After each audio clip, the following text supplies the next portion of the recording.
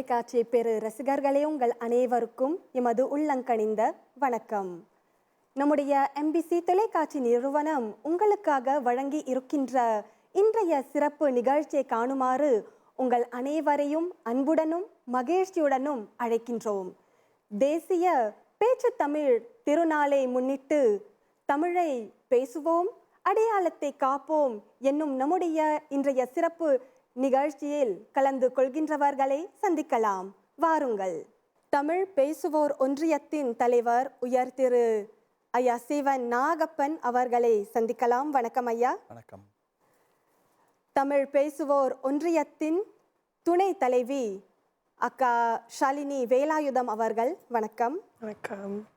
மேலும் தமிழ் பேசுவோர் ஒன்றியத்தின் துணை செயலாளர் தம்பி சங்கவன் திருவெங்கடம் சுவாமி அவர்கள், வணக்கம். நம்முடைய இன்றைய நிகழ்ச்சியில் உங்களை அன்புடனும் மகிழ்ச்சியுடனும் வருக வருக என வரவேற்கின்றோம். மிக்க நன்றி.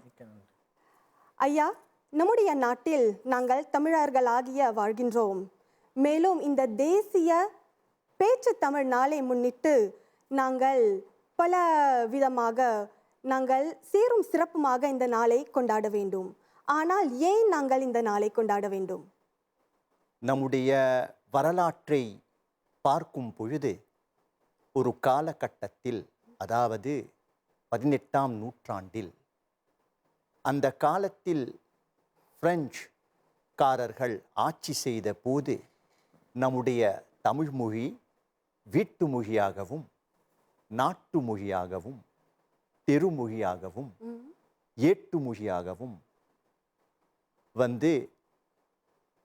கற்கப்படுகின்றது, பேசப்படுகின்றது என்று உறுதியாக சொல்லலாம். 1989ஆம் ஆண்டில் ஒரு பெரிய மாநாடு நடைபெற்றது நம் நாட்டில், டிசம்பர் மாதத்தில். அந்த காலத்தில் காலஞ்சென்ற பெரியார் உயர் திரு கணேசன் பொன்னுசாமி அவர்கள் ஒரு சிறந்த கட்டுரை இயற்றினார். வசந்தம் என்ற ஒரு இதழில் இந்த கட்டுரை நம்முடைய தமிழ் மொழியினுடைய பயணம் தெள்ளத் தெளிவாக காலகட்டம் தோறும் எடுத்து சொன்னார். அப்பொழுது என்ன சொன்னார் என்று கேட்டால், பிரெஞ்சு காலத்திலும் ஆங்கிலேயர்கள் ஆட்சி செய்த காலத்திலும் இதற்கு பிறகு கூட நம்முடைய தமிழ் மொழி பெருமையோடும் புகழோடும் பேசப்பட்டு வருகின்றது, கற்கப்பட்டு வருகின்றது. ஆனால் என்ன ஆயிற்று என்று கேட்டால், நாளடைவில் மேல்நிலை கல்விக்காகவும் வேலை வாய்ப்புக்காகவும் ஆங்கில மொழி, பிரெஞ்சு மொழி கற்க வேண்டியது. அதனால் பெற்றோர்கள் என்ன செய்ய தொடங்கினார்கள்? அவர்கள் தம்முடைய குழந்தைகளுடைய எதிர்காலத்தை பற்றி கருத்தில் வைத்து இந்த ஆங்கில மொழியையும் பிரெஞ்சு மொழியையும் கற்க செய்தார்கள். இப்படி பைய நம்முடைய தமிழ் மொழி புறக்கணிக்கப்பட்டது. அதோடு நம்முடைய வீட்டு மொழியான தமிழ் கூட பேச நிறுத்தப்பட்டது. அண்மையில் 2009ஆம் ஆண்டில் தமிழ் பேசுவோர் ஒன்றியம் என்ற அமைப்பு அரசாங்கத்தால் உருவாக்கப்பட்டது. இந்த அமைப்பினுடைய முதன்மையான நோக்கம் என்ன என்று கேட்டால், நம்முடைய பேச்சு தமிழையும் எழுத்து தமிழையும் பரப்புவது, உயர்த்துவது.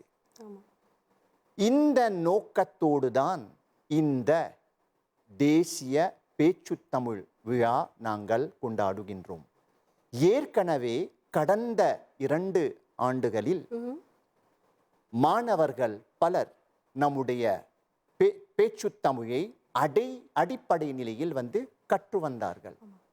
இப்போ நாங்கள் இந்த விழா மூலமாக இந்த மாணவர்களை கௌரவிக்க போகின்றோம், சான்றிதழ் வழங்கப் போகின்றோம். அதே சமயத்தில் அவர்கள் கற்ற பேச்சுத் தமிழை நாடகத்தின் வழியாக, பாடலின் வழியாக, உரையாடலின் வழியாக எந்த அளவிற்கு அவர்கள் அந்த பேச்சுத் தமிழை அவர்களால் இப்பொழுது பேச முடிந்தது என்று காட்டுவதற்கு இந்த ஏற்பாடு செய்யப்பட்டது. பாராட்டுக்குரியது இது. மிக்க நன்றி. ஆமாம் அக்கா ஷாலினி, ஐயா சொன்ன மாதிரி நாங்கள் இந்த தமிழ் திருநாளை நாங்கள் கொண்டாட வேண்டும். ஆனால் தமிழ் பேசுவோர் ஒன்றியத்தின் சார்பாக நீங்கள் எப்படி இந்த விழாவை நீங்கள் கொண்டாடுகின்றீர்கள்? நன்றி. ஆமாம், நாங்கள் தமிழ் பேசும் நாள் கொண்டாட போகிறோம். அன்றைக்கு மாணவர்கள், ஏற்கனவே பேச்சுத்தமிழ் வகுப்புக்கு போகிற மாணவர்கள், அந்த வகுப்புகளில் சிறுவர்கள் முதல் பெரியோர்கள் வரை இருக்கும். அவர்கள் படிக்கின்ற, அவங்க போகின்ற வகுப்புகளில் பேச்சுத்தமிழை கற்றுக்கொண்டிருக்காங்க. அவங்களுடைய பேச்சுத்தமிழ் வகுப்புகள் அவங்க என்னென்ன கற்றுக்கொண்டாங்க, இவையெல்லாம் பாடல்கள் மூலமாக, சிறு சிறு நாடகங்கள் மூலமாக அன்றைக்கு காட்டுவாங்க. அது மட்டுமல்ல, நாடகங்களில் எவ்வாறு தமிழை பேசுவாங்க, மொரீஷியஸில் பொதுவாக நாங்கள் பள்ளிகளிலும் உயர்நிலை, தொடக்கநிலை, பல்கலைக்கழக, மகாத்மா காந்தி நிறுவன பட்டப்படிப்பு நிலையில் கூட நாங்கள் தமிழில் பேசுவோம்.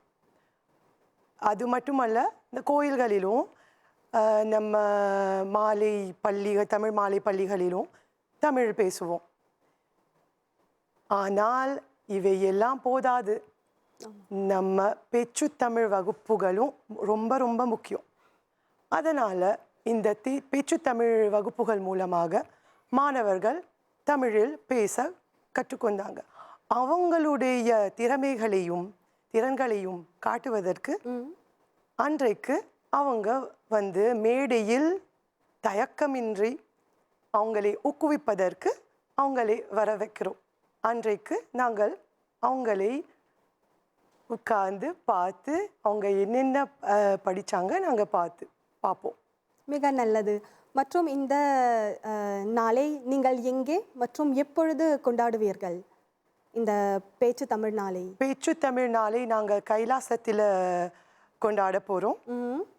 அன்னைக்கு 1 மணிக்கு நாங்கள் இந்த நாளை இந்த தமிழ் பேச்சு நாள் தொடங்க போகுது.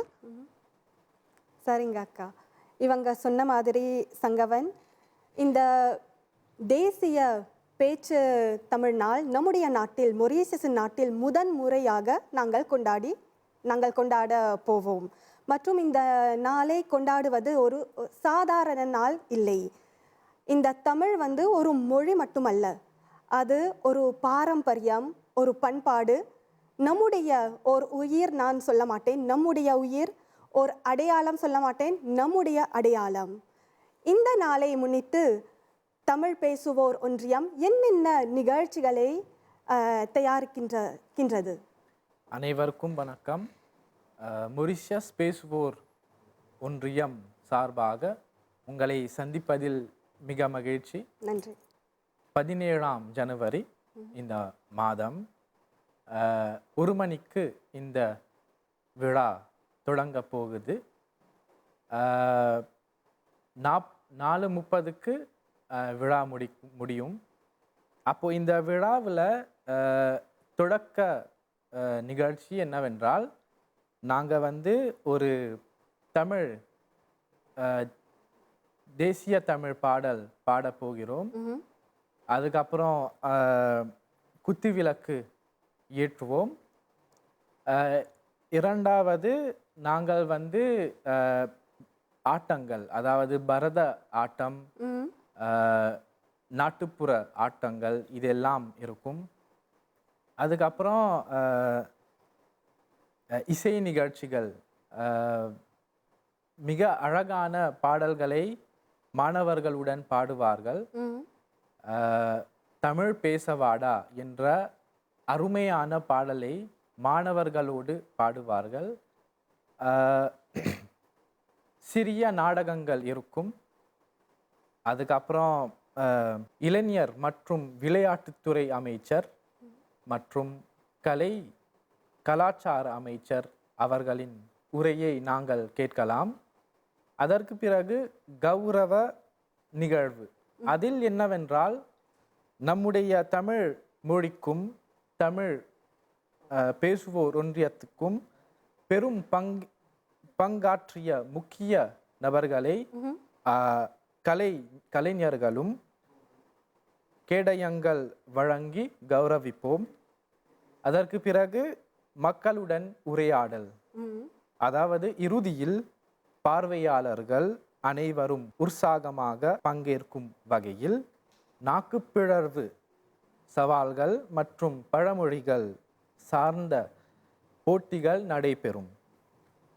இவையெல்லாம் நடைபெறும். ஆமாம். இவற்றையெல்லாம் கேட்கும் பொழுது நானும் அந்த நிகழ்ச்சியில் கலந்து ஒரு தமிழச்சி, ஒரு தமிழர்களாகிய நாங்கள் அனைவரும் இந்த நிகழ்ச்சியில் கண்டிப்பாக கலந்து கொள்ள வேண்டும். அந்த உணர்வு இப்பொழுது வருகிறது. நான் ஐயாவுடைய மாணவி. நான் உயர்நிலை பள்ளியில் படித்த போது ஐயா ஒரு பாடல் எங்களுக்கு சொல்லி கொடுத்தார். வாழ்க நிரந்தரம் வாழ்க தமிழ் மொழி வாழிய வாழியவே. அந்த பாடல் இப்பொழுது கூட ஞாபகம் இருக்கிறது. நான் அந்த பாடலை கேட்கும் பொழுது ஐயாவுடைய பற்று, தமிழுக்கு ஐயாவுடைய பற்று என்னால் உணர முடியும். ஐயா, ஆனால் அப்பொழுது மற்றும் இப்பொழுது நம்முடைய இந்த பேச்சு தமிழ் நம்முடைய மொரீசியஸ் நாட்டில் அதன் நிலைமை எப்படி இருக்கிறது? நான் சற்று முன் எடுத்து தெள்ளத் தெளிவாக சொன்னேன். 19ஆம் நூற்றாண்டில், அதாவது நம்முடைய தமிழ் மக்கள் மேல்நிலை படிப்புக்காக, வேலை வாய்ப்புக்காக ஆங்கிலத்தின் மீது, பிரெஞ்சு மொழியின் மீது ரொம்ப முக்கியத்துவம் அளிக்க தொடங்கினார்கள். அந்த தருவாயில்தான் நம்முடைய தமிழ் மொழி புறக்கணிக்கப்பட்டுள்ளது என்று சொன்னால் மிகையாகாது. வரலாற்றை பார்க்கும்போது நாட்டுடைய போக்கு, மக்கள் நாட்டுடைய போக்கினை பார்த்துதான் இயங்குவார்கள். இது இயல்பு. அதாவது எல்லாரும் ஒரு திசையை நோக்கி செல்லும் போது நம்முடைய தமிழ் மக்களும் அந்த திசையை நோக்கி செல்கின்றார்கள், இல்லையா? ஆகவே அந்த மூத்த தலைமுறையோடு நம்முடைய பேச்சு தமிழ் ஒடுங்கி விட்டது என்று சொல்ல வேண்டும். அதன் பிறகு உள்ள அந்த தலைமுறையினர், அந்த காலத்தில் வந்துள்ள பேராசிரியர்கள் நம்முடைய தமிழே இலக்கணத் தமிழாக அவர்கள் எல்லாவற்றிலும் இலக்கணத் தமிழ் தான் எடுத்து அவர்கள் கற்பித்தார்கள். ஏட்டுக்கல்வி என்று சொன்னால் இலக்கணத் தமிழ், பேச்சு தமிழ் அந்த காலத்தில் இலக்கணத் தமிழ். அதாவது 19ஆம் நூற்றாண்டுக்கு பிறகு நம்முடைய பேராசிரியர்கள் நம்முடைய நிலைமையை புரிந்துவிட்டு, ஏனென்றால் அந்த காலத்தில் பேச்சு தமிழ் ஒடுங்கிவிட்டது. அப்போ எல்லாமே இலக்கணத் தமிழ். அப்போ அந்த காலத்தில் நான் படித்த போது இலக்கணத் தமிழ் தான். பிறகு நாங்கள் முயற்சி செய்து பேச்சு தமிழ் நாங்கள் கஷ்டப்பட்டு முயற்சி செய்து நாங்கள் படிக்க தொடங்கினோம். இப்போ பைய வந்துள்ளது. செந்தமிழ் நாப்பழக்கம் என்று சொல்வது உண்டு, வழக்கில் ஒன்று இந்த உண்மை இருக்கிறது. ஆகவே இந்த பேச்சு தமிழ் உடைய நிலை ஆய்விட்டது. இந்த பேச்சு தமிழை மீட்பதற்கு இப்போ மீண்டும் நம்முடைய வழக்கில் கொண்டு வர வேண்டும். ஒரு பெருமுயற்சி எடுத்து வருகின்றோம். இது ரொம்ப ரொம்ப கடுமையானது. ஏனென்றால் பேச்சு தமிழுக்கும் எழுத்து தமிழுக்கும் ஒரு பெரிய இடைவெளி இருக்கிறது. இதுதான் இரட்டை வழக்கு என்று சொல்லுவோம். தமிழில் டயக்ளோசியா என்று சொல்லுவோம் லிங்குவிஸ்டிக்ல. அதாவது நம்முடைய பேச்சு தமிழுக்கும் இந்த இலக்கணத் தமிழுக்கும் ஒரு பெரிய வேறுபாடு. இப்போ இன்று நாங்கள் வந்து இலக்கணத் தமிழ் என்று சொல்லுவோம், ஆனால் பேச்சுத் தமிழ்ல இன்னைக்கு சொல்லுவோம். இப்போ குழந்தை பிறந்தது பேச்சுத் தமிழ்ல இலக்கணத் தமிழ்ல நான் சொல்வோம், ஆனால் பேச்சுத் தமிழ்ல குழந்தை பிறந்தது, அந்த பிறந்தது வந்து போவாக மாறியது. இப்படி பலவிதமான மாற்றங்கள் எழுத்து தமிழிலிருந்து பேச்சுத் தமிழ் கொண்டு வருவதற்கு பெரிய மாற்றங்கள் செய்ய வேண்டும். அண்மையில் இந்த முயற்சியால ஒரு பட்டறை நடத்தினோம். 80 ஆசிரியர்கள் இந்த பட்டறையில் கலந்து கொண்டார்கள். அதாவது பேச்சுத் தமிழுக்கு ஒரு தனிப்பட்ட இலக்கணம் இருக்கிறது, ஒரு தனிப்பட்ட விதிமுறை இருக்கிறது சொல்லிக் கொடுப்பதற்கு. தமிழ்நாட்டு அறிஞர்கள் பலர் இருக்கின்றார்கள். இதையொட்டி வந்து பலவிதமான ஆராய்ச்சிகள் நடத்தப்பட்டன.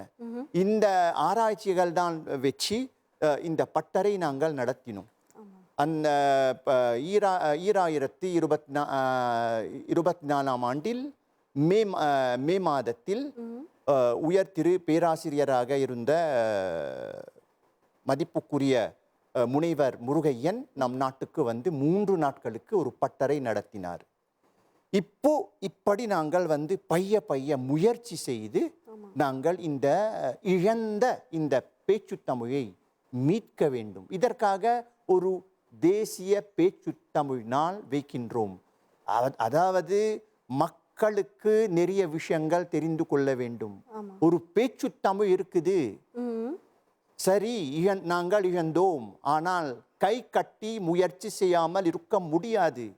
நம்பிக்கையோடும் பொறுமையோடும் முயற்சியோடும் நாங்கள் இதை மீட்க வேண்டும்.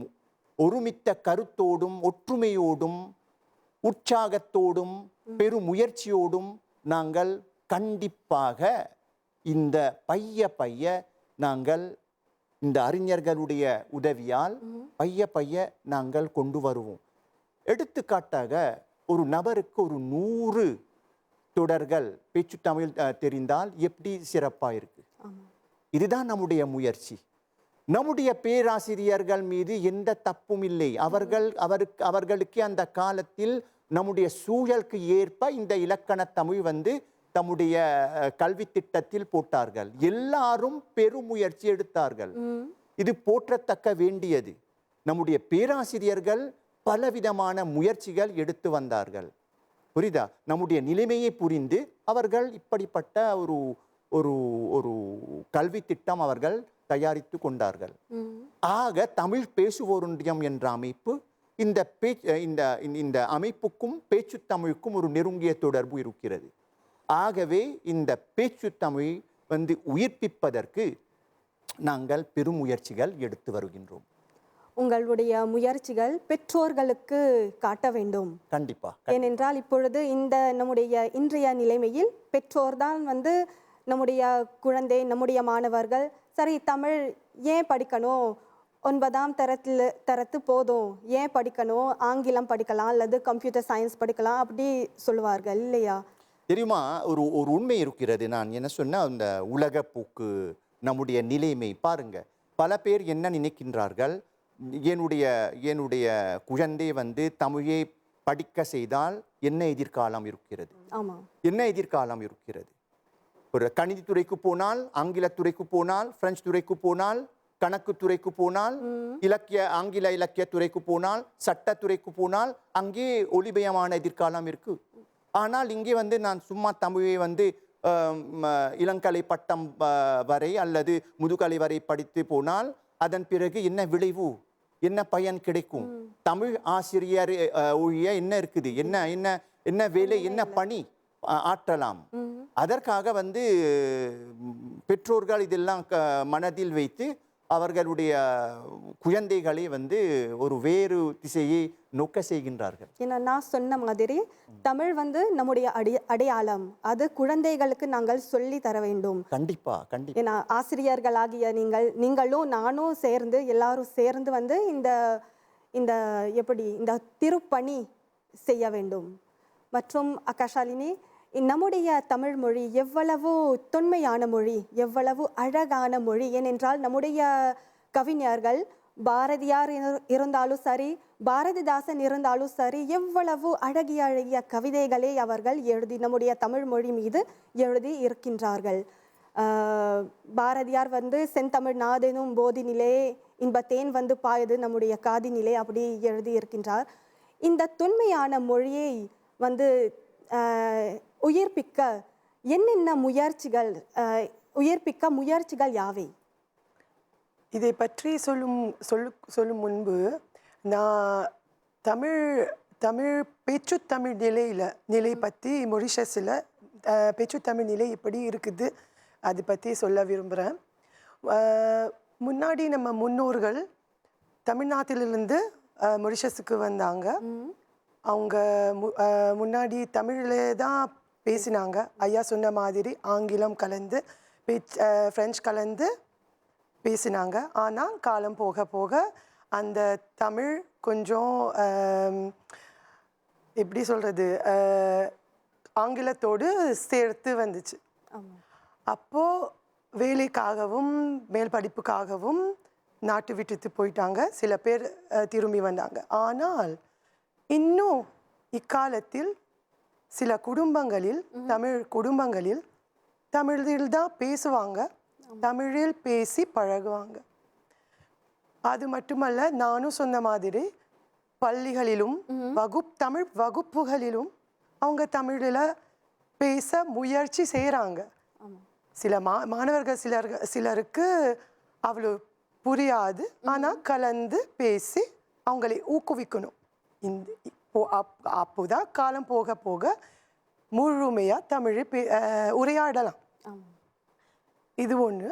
ரெண்டாவது, நம்ம பேச்சு தமிழ் வகுப்புக்கு நான் அதை பற்றி பேச விரும்புகிறேன். பேச்சு தமிழ் வகுப்பில் நாங்கள் அடிப்படை நிலை தொடங்கினோம். இப்போது 2 வருஷம் ஆச்சு. இப்போதான் அவங்க முடிஞ்சிச்சு. அந்த கலை நிகழ்ச்சி வரப்போகுது. அன்னைக்கு நாங்கள் அவங்களை கௌரவப்படுத்தி அவங்க சிறு சிறு நாடகம் செய்வாங்க சொல்லிவிட்டோம். இப்போது அதற்கு பிறகு அவங்க 2வது நிலைக்கு வர போகிறாங்க. இப்போது அடிப்படை நிலை முடிஞ்சிச்சு. இடைநிலை நிலையில் போக போகிறோம். அதற்கு ஒரு நூல் கூட நாங்கள் தயாரிக்கிறோம். அந்த நூல் அவங்க அடிப்படை நிலையில் என்ன படித்தாங்க அது இன்னும் விரிவாக தயக்கமின்றி தமிழை எப்படி பேசுவாங்க அவங்க கற்றுக்கொள்வாங்க. இந்த தமிழில் பேசுவது அவங்க எப்படி பழக்கம் வரும். மொரிஷஸில் தமிழர்களோடு பேசினா தமிழில் பேசுவோம். ஆமாம். அது மட்டுமல்ல, தமிழ்நாட்டிலிருந்து யாரோ வந்தால் சில முறை நாங்கள் பார்ப்போம், புடவை விற்பவங்க வருவாங்க நம்ம வீட்டுக்கு. அவங்களோடு தமிழில் பேசினா எவ்வளோ அழகாக இருக்கும். ஏன்னா அவங்களிடம் ஆங்கிலத்தில் பேசும் பதிலாக தமிழில் பேசினால் இன்னும் எளிமையாக இருக்கும் 2 பேருக்கு. அது மட்டும் இல்லை, தமிழ்நாட்டுக்கு மொரிஷஸ்காரங்க தமிழ்நாட்டுக்கு போனால் தமிழில் பேசலாம், தமிழில் உரையாடலாம். இப்போது மொரிஷஸ் நாட்டுக்கு வரும்போது நம்ம பள்ளியில் மாணவர்கள் பட்டப்படிப்பு நிலை வரைக்கும் தமிழ் படிக்கிறாங்க. சில பேர் அவங்க தமிழில் பாடுவாங்க, தமிழில் நாடகம் செய்வாங்க, தமிழில் சில ஒளி நிகழ்ச்சிகள் கூட செய்வாங்க. அவங்க முகநூல் மூலமாக இல்லைன்னா யூடியூப் மூலமாக இவையெல்லாம் வெளிப்படலாம். இப்படி நாங்கள் பேச்சு தமிழை உயர்ப்பிக்கலாம். சரிங்க. ஆமாம், கண்டிப்பாக. மற்றும் சங்கவன், நம்முடைய நாட்டில் தமிழ் இந்த பேச்சு தமிழை நம்முடைய நாட்டில் உங்களுக்கு பொறுத்தவரை மீட்கப்படலாமா? நிச்சயமாக மீட்கப்படலாம். ஆனால் அதுக்கு என்னன்னா, இந்த மண்ணில் நம்முடைய தாய்மொழியை மறுபடியும் மீட்பதில் நிறைய வழிமுறைகள் இருக்கின்றன. அதை நாங்கள் நல்லா கவனித்து அதற்கேற்ற திட்டங்கள் போட்டு பிறகு நடைமுறைக்கு கொண்டு வரலாம். இப்போ பார்த்தீங்கன்னா இந்த தேசிய தமிழ் பேச்சு தமிழ் நாள் வந்து ஒரு ஆதாரமாக இருக்கிறது. இப்போ நாடெங்கிலும் உள்ள ஆர்வம் பாருங்க. இந்த விழாவில் பங்கேற்க மொரிஷியஸின் பல்வேறு மூலைகளிலிருந்து மாணவர்கள் வருகிறார்கள். குறிப்பாக சுயாக், லெஸ்காலியே, காஞ்சாப், ரோசில், கப்மாலேரே மற்றும் பெல்விபிலோ போன்ற பல பகுதிகளிலிருந்து அவங்க வந்து ஒத்துழைப்பு கொடுக்கிறாங்க. இது ஒரு விஷயம். அதற்கு பிறகு இளைஞர்களின் பங்களிப்பு. இப்போ இந்த நிகழ்ச்சிக்காக அவங்க வந்து நிறைய நாடகங்கள் தயாரிக்கிறாங்க, பாடல்கள் தயாரிக்கிறாங்க, நடனங்கள் தயாரிக்கிறாங்க. இதெல்லாம் என்ன காட்டுதுன்னா அந்த ஆர்வம் இருக்கு. அதற்கு மேலாக அரசு மற்றும் சமூக ஆதரவு இருக்கிறது. ஏன்னா நம் நாட்டில் வந்து அமைச்சர்கள் நிறைய ஒத்துழைப்பு கொடுக்குறாங்க. அதற்கப்புறம் நம்முடைய சமுதாயத்தில் நிறைய உதவி கொடுக்குறாங்க. இதெல்லாம் வைத்து பார்த்தால் கண்டிப்பாக நிச்சயமாக நம்முடைய பேச்சு தமிழை மீட்டலாம். கண்டிப்பா. அல்லது நாங்கள் வந்து ஒரு வாரத்தில் 7 நாட்கள் இருக்கின்றன. ஒரே ஒரு நாள் ஐயா புஷ்பரதம் சொன்ன மாதிரி அவருடைய குடும்பத்தில் வந்து வெள்ளிக்கிழமை தமிழர்களுக்கு ஒரு புனிதமான நாள். அதனால் அந்த நாளில் நாங்கள் காலையிலிருந்து இரவு வரை தமிழில் மட்டும் ஏதாச்சும் பேசணும். தமிழில் அவர்கள் ஆங்கிலத்தில் அல்லது நம்முடைய குடும்பத்தில் நாங்கள் கிரியோல் மொழி பயன்படுத்தாமல் நாங்கள் தமிழ் மொழியில் கலந்து நாங்கள் உரையாடலாம். அந்த முயற்சி எங்கள் மக்களுக்கு அந்த முயற்சி தேவைப்படுகிறது. ஒன்றை நான் சேர்க்க விரும்புகின்றேன் கலைவாணி. இப்போ வச்சுக்கோங்க வந்து ஒரு ஜெர்மனிக்காரங்க அல்லது ஒரு அமெரிக்கர், ஒரு பிரெஞ்சுக்காரர் வந்து நீங்கள் வந்து கூப்பிட்டால் இந்த பேச்சு தமிழ் நீங்கள் வந்து அப்படியே இந்த பாடங்கள் எடுத்து கொடுத்தால் மிக மிக விரைவாக ஓராண்டு காலமா 6 மாதங்களுக்கு பிறகு சரளமாக பேசுவாங்க. ஏனென்றால் 2 இருக்கு. முதல்ல வந்து கற்பிக்கும் முறை ஒன்று இருக்கிறது. இரண்டாவது எந்த அளவிற்கு இந்த பேச்சு தமிழ் வந்து கொடுக்கப்படுகிறது, சொல்லப்படுகிறது, எந்த அளவிற்கு, அந்த அளவு ரொம்ப முக்கியம். மூன்றாவது இந்த கற்றோருடைய ஆர்வம். ஆர்வமாக இருந்தால், உள்ளுக்குள்ளே இந்த விருப்பம் இருந்தால், சரி நான் இந்த பேச்சு தமிழை நான் வந்து ஒரு சவாலாக வைக்கின்றேன், எனக்கு ஒரு ஆண்டு காலமா நான் கொடுக்கிறேன், ஒரு ஆண்டு காலமா வந்து பலவிதமான தொடர்கள் என்னால் வந்து இந்த தமிழில் வந்து பேச்சு வடிவத்தில் வந்து என்னால் வந்து சொல்ல முடிந்து கொள்ள வேண்டும். இப்படி இந்த ஒரு திட்டத்தோடு ஒரு ஆர்வத்தோடு நாங்கள் கற்றுக்கொண்டால் கண்டிப்பாக இந்த பேச்சு தமிழ் வந்து உயிர்ப்பிக்கலாம். இப்போ பிரெஞ்சுக்காரர் ஜெர்மனிக்காரர் சரளமாக பேசுறாங்க. எப்படி அவர்கள் பேசுறாங்க, நம்மால் பேச முடியாது. இன்னொன்று இருக்கிறது, இது முரண்பாடாக இருக்கிறது. ஏன் முரண்பாடாக இருக்கிறது என்று சொல்லலாம். சில ஆசிரியர்கள், நாங்கள் பல ஆசிரியர்கள் இருக்கிறாங்க, படிக்கிறாங்க, நன்றாக எழுதுகிறாங்க, நன்றாக படிக்கலாம், அவர்கள் படிக்கலாம், படிப்பு எல்லாம் செய்கிறாங்க. ஆனால் வந்து பேச்சு தமிழ் வந்து கையாள முடியாது. ஆகவே எல்லாரும் ஒரு முயற்சியோடு ஒரு ஆர்வம் எல்லாரிடம் வந்து ஏற்படுத்த வேண்டும். இதை செய்ய நாங்கள் முயற்சிக்கின்றோம். இப்போதான் வந்து ஆகஸ்ட் மாதத்தில் நாங்கள் தொடங்கினோம். இப்போ இது ஒரு சவாலாக இருக்கிறது. முருகப்பெருமானுடைய துணையாக அப்போ உள்ளன்புடன் பெரு முயற்சியுடன் ஏதாவது சாதிக்கலாம். எனக்கு இந்த நம்பிக்கை இருக்கிறது. முயற்சி செய்ய வேண்டும். ஆகவே நாங்கள் ஒரு ஆக்கப்பூர்வமான எண்ணம் நமக்குள் வைக்க வேண்டும். சும்மா இருந்தால் ஒண்ணுமே வராது. முயற்சியால் எல்லாரும் இந்த ஆர்வம் காட்ட வேண்டும். எல்லாரும் இந்த விருப்பம் காட்ட வேண்டும். முன்னுக்கு வர வேண்டும். இந்த தமிழ் பேசுவோர் ஒன்றியம் ஒரு அமைப்பு, மற்ற அமைப்புகள் கூட கை கொடுக்க வேண்டும். அவர்கள் முன்னுக்கு வந்தால் நிறைய நாங்கள் சாதிக்கலாம். ஆமாம், ஏன்னா நானும் வலையொலி அதாவது யூடியூப்ல பார்த்தேன். சைனா நாட்டிலிருந்து ஒரு அம்மையார், நீங்கள் பார்ப்பீர்கள் நினைக்கிறேன், சைனாவிலிருந்து ஒரு அம்மையார் தமிழில் பேசுவாங்க. ஆனால் அவர் எங்களை போல கிடையாது. நாங்கள் அனைவரும் இங்கே முதல் தரத்திலிருந்து கிரேட் 13 HSC வரைக்கும் அல்லது பட்ட படிப்பு நாங்கள் கற்றுக்கொள்கின்றோம், படிக்கின்றோம். ஆனால் அந்த அம்மையார் 2 ஆண்டு அல்லது ஒரே ஒரு ஆண்டில் தமிழில் பேசுறாங்க. எப்படி? ஐயா சொன்ன மாதிரி அந்த ஆர்வம் இருக்க வேண்டும். திருவள்ளுவர் எப்படி ஆர்வத்தை பற்றி ஒரு அதிகாரத்தை எழுதி இருக்கின்றார். அந்த ஆர்வம் தான் நம்முடைய மக்களிடம் இல்லை நினைக்கின்றேன். இன்னொன்று இருக்கிற இந்த செவிச்செல்வம்.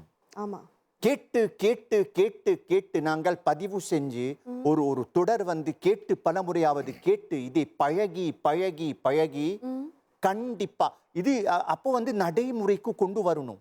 நாங்கள் எடுத்து பயன்படுத்த வேண்டும். வாய்ப்பு கிடைக்கும் போதெல்லாம் எடுத்து பயன்படுத்த வேண்டும். அப்போதான் தொடக்கத்திலேயே ஐயோ முடியாது, என்னால் முடியாது, இது முடியாத காரியம் என்று இப்படிப்பட்ட மனப்பான்மை நாங்கள் வைத்தால் கண்டிப்பா தோல்வி அடைவோம். ஒரு நல்ல ஒரு ஆக்கப்பூர்வமான எண்ணம் இருக்க வேண்டும்.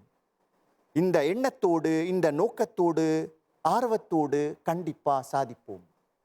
அப்புறம் ஐயா, இந்த உங்களுடைய தமிழ் பேசுவோர் ஒன்றியம் என்ற அமைப்பை பற்றி பொதுவாக பேசலாமா?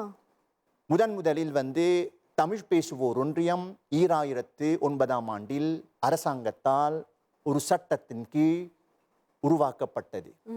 இது ஒரு அரசாங்க அமைப்பு. இப்போ தமிழ் பேசுவோர் ஒன்றியத்தில் உள்ள அத்தனை உறுப்பினர்கள், போர்ட் மெம்பர்ஸ் என்று சொல்லுவோம், எக்ஸிக்யூட்டிவ் கவுன்சில் மெம்பர்ஸ் என்று சொல்லுவோம், இந்த குழுவில் உள்ளவர்கள் வைத்துக்கொள்வோம் ஒரு முடிவு நாங்கள் எடுக்க வேண்டும். இந்த எந்த ஒரு முடிவும் எடுக்கும் முன்னால் நாங்கள் நம்முடைய அமைச்சகத்தோடு, அதாவது கலை மற்றும் பண்பாட்டு அமைச்சகத்தோடு நாங்கள் தொடர்பு கொண்டு மின் அஞ்சல் மூலமாகவோ நாங்கள் எழுதி நம்முடைய திட்டங்களை பற்றி விரிவாக நாங்கள் அனுமதி கேட்டுக்கொள்ள வேண்டும். அங்கே அங்கீகாரம் பெற்றால்தான் அப்போதான் நம்முடைய திட்டங்கள் நடைமுறைக்கு கொண்டு வரலாம்.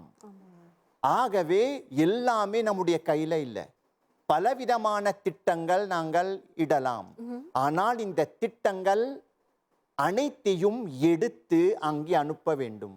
அங்கே அவர்கள் பார்த்து சரி இது செய்யலாம் அது செய்யலாம். இது இரண்டாவது உண்மை. மூன்றாவது நிதி உதவி இந்த அமைச்சகம்தான் கொடுக்கும். ஒரு ஒதுக்கீடு இருக்கிறது. ஆண்டுதோறும் ஒரு ஒதுக்கீடு இருக்கிறது. நம்முடைய திட்டங்களுக்கு ஏற்ப ஒரு ஒதுக்கீடு இருக்கிறது.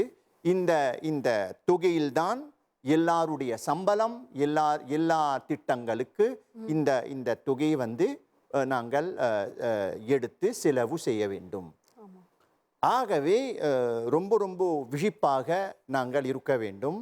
இது நாம் இந்த அமைச்சகத்தின் ஆதரவின் கீழ் இயங்குகின்றோம். இப்போ நம்முடைய நோக்கம், முதன்மையான நோக்கம் நான் சற்று முன்னரே சொன்னேன், பேச்சு தமிழையும் எழுத்து தமிழையும் நாங்கள் உயர்த்த வேண்டும், பரப்ப வேண்டும். புரியுதா? மக்களிடம் இந்த ரெண்டையும் ஏற்படுத்த வேண்டும். இவற்றை எளிமையாக்கி, திட்டங்கள் வச்சு எளிமையாக்கி நாங்கள் இந்த வகை நம்முடைய பணி செய்து நாங்கள் இந்த நோக்கத்தை நிறைவேற்றுவோம். ஆமையா. மற்றும் அக்கா ஷாலினி, தமிழ் பேசுவோர் ஒன்றியத்தின் எதிர்காலத்தை பற்றி நீங்கள் என்ன சொல்ல விரும்புகின்றீர்கள்? தமிழ் பேசுவோர் ஒன்றியத்தில் எங்களுக்கு நிறைய எதிர்கால திட்டங்கள் இருக்குது. காலம் போக போக வரும். ஆனால் இதை பற்றி என்ன சொல்ல விரும்புகிறேன், முதல்ல நம்ம பேச்சு வகுப்புகள் ஆரம்பித்தோம். இப்போ இடைநிலைக்கு வரப்போகிறோம். அதுக்கு ரெண்டாவது நாங்கள் வருகின்ற 17ஆம் தேதி அந்த தமிழ் பேச்சு நாள் கூட நாங்கள் கொண்டாட போகிறோம். இடைநிலை வகுப்புக்கு ஒரு நூல் தேவை. அதற்கு எல்லாரும் உட்கார்ந்து நிறைய பாடங்கள் எழுதி அந்த பாடங்களை பார்த்து நன்றாக மதித்து பார்த்து அப்போதான் வெளியிடணும். இதற்கு கூட திட்டம் எங்களுக்கு வருது. அது மட்டுமல்ல, நம்ம பேச்சு தமிழை எப்படி வளர்க்க போகிறோம், சங்கங்கள் மூலமாக கோயில் இருக்குது, கோயில் சங்கங்கள் இருக்குது. அப்போது அது மட்டுமில்ல, மாலை பள்ளிகள் இருக்குது, உயர்நிலை பள்ளிகள் கூட இருக்குது. எல்லாமே சேர்ந்து போட்டிகள் நாங்கள் நடத்த போகிறோம். நிறைய நம்ம எதிர்காலத்தில் நிறைய இருக்குது. முகநூல் மூலமாக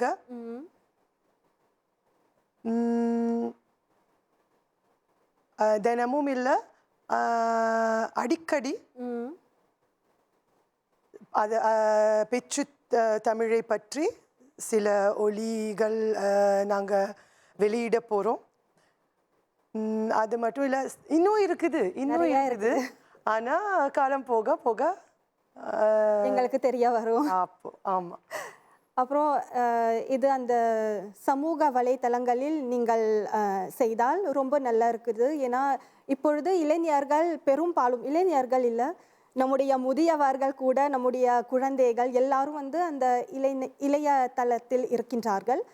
அப்படி நீங்கள் சின்ன சின்ன வீடியோ நீங்கள் செய்தால் எங்களுக்கு சுலபமாக இருக்கும். தொழில்நுட்பம் கையாளணும்ல. ஆமாம், கண்டிப்பா. மற்றும் சங்கவன், நம்முடைய பேச்சு தமிழை நம்முடைய நாட்டில் மீண்டும் பரப்ப பயன்படக்கூடிய உத்திகள் யாவை? ஆமாங்க, இப்போ மொரீஷியஸில் பேச்சுத்தமிழை மீண்டும் நிலைநிறுத்த நாம் நவீன உத்திகள் மற்றும் ஈர்க்கக்கூடிய உத்திகள் பயன்பட வேண்டும். இப்போ பார்த்தீங்கன்னா, கலைகள் மூலம் மொழியை கற்பித்தல். இப்போ நம்முடைய ஒன்றியத்தில் வந்து மொழியை ஒரு பாடமாக மட்டும் பார்க்காமல் நாடகங்கள் மற்றும் நடனங்கள் வழியாக கொண்டு செல்வது ஒரு சிறந்த உத்தியாகும். இப்போ இன்னொரு விஷயம் என்னன்னா, இசை சார்ந்த அணுகுமுறை. இப்போ ஐயாவை பார்த்தீங்கன்னா, அவங்களும் மாணவர்கள் சேர்ந்து பாடல்கள் பாடி, எப்படிப்பட்ட பாடல்கள்னா விழிப்புணர்வு பாடல்கள். இதெல்லாம் வந்து ஒரு ஒரு முக்கியமான உத்தியாக பார்க்கிறோம். மேலும் பாடல்கள் மூலமாக அந்த செய்திகள் எல்லாம் மனதில் ரொம்ப சீக்கிரமா போய் பதிவுகிறது. அதுக்கப்புறம் விளையாட்டு முறை. இப்போ நம்முடைய நிகழ்ச்சியில பார்த்தீங்கன்னா, கடைசியில வந்து மக்களோடு சேர்ந்து ஒரு விளையாட்டு விளையாட போறோம். நான் சொன்ன மாதிரி நாக்கு பிளர்வு, அந்த சவால், இதெல்லாம் சேர்த்து அங்கே இருக்கிற மக்களை கூட அந்த விளையாட்டில் ஈர்க்க போகிறோம். அப்படிப்பட்ட உத்திகள் எல்லாம் கையாண்டால் நம்முடைய தாய்மொழியை, நம்முடைய பேச்சு தமிழை ஒரு ஒரு ஒரு வேறொரு கட்டத்துக்கு கொண்டு போகலாம். அதுக்கப்புறம் அது சொன்னால் மிகையாகாது. அரசு மற்றும் நம்முடைய சமூக அங்கீகாரம். இப்போ அன்றைக்கு வந்து அமைச்சர்கள் முன்னாடி ஏற்கனவே போட்டியில் வெற்றி பெற்றவர்களுக்கு பரிசுகள் கிடைக்கிறது. அதற்கு பிறகு அந்த விளையாட்டுகளில் கூட அவங்களுக்கு பரிசு கிடைக்கிறது. இதெல்லாம் வந்து அவங்களுக்கு ஊக்கம் கொடுக்கிறோம். இதெல்லாம் ஒரு உத்தியாக நாங்கள் பயன்படுத்தி அந்த நாளுக்கு நாங்கள் முன்வைக்கிறோம். இங்கே பார்க்கும் பொழுது இந்த தேசிய பேச்சு தமிழ் நாளை எப்படி முத்தமிழா இருக்கிறது. என் இயல் இசை நாடகம் எல்லாமே இருக்கிறது. அக்கா ஷாலினி, நீங்கள் நம்முடைய தொலைக்காட்சி ரசிகர்களுக்கு என்ன சொல்ல விரும்புகின்றீர்கள்? அன்றைக்கு நம்ம பேச்சு தமிழ் நாளை கொண்டாடுகிறோம். நீங்கள் கண்டிப்பாக உங்கள் குடும்பங்களோடு, சிறுவர்களோடு, சிறுமிகளோடு, உங்கள் குழந்தைகளோடு சேர்ந்து வர வேணும். 3 மணி நேரம் நிகழ்ச்சி, இயல் இசை நாடகம் சேர்ந்து வருது. நீங்கள் வந்தால் நிறைய கற்றுக்கொள்வீங்க, நிறைய பார்ப்பீங்க. அந்த நாளை ரசிக்க போறீங்க. ஐயா, தலை குனியாதே தமிழா, மொழியே மறவாதி. ஆகவே மொழி நாங்கள் இறந்துவிட்டால், நம்முடைய மொழி நாங்கள் மறந்தால், நம்முடைய மொழி மன்னிக்கவும் இழந்து விட்டால் நம்முடைய அடையாளமே போகும். ஒரு எடுத்துக்காட்டாக சனிக்கிழமை, எதிர்வரும் சனிக்கிழமை இந்த மாணவர்கள் உடைய முயற்சி நாங்கள் அனுபவிப்போம். உங்கள் அனைவரையும் அன்புடன் இந்த தேசிய பேச்சு நாள் விழாவிற்கு அழைக்கின்றோம். வாருங்கள் மாணவர்களை, வாருங்கள், எல்லாரும் வாருங்கள், இன்புறுங்கள். நன்றி. பாரதிதாசன் சொன்னபடி தமிழுக்கு அமுதென்ற பெயர், அந்த தமிழ் இன்ப தமிழுக்கு எங்கள் உயிருக்கு நேர். அன்பார்களே, நம்முடைய இன்றைய சிறப்பு நிகழ்ச்சி தேசிய பேச்சு நாளை முன்னிட்டு இருந்தது. நீங்கள் இந்த நிகழ்ச்சியை கண்டு களிப்பீர்கள் என நம்புகின்றோம்.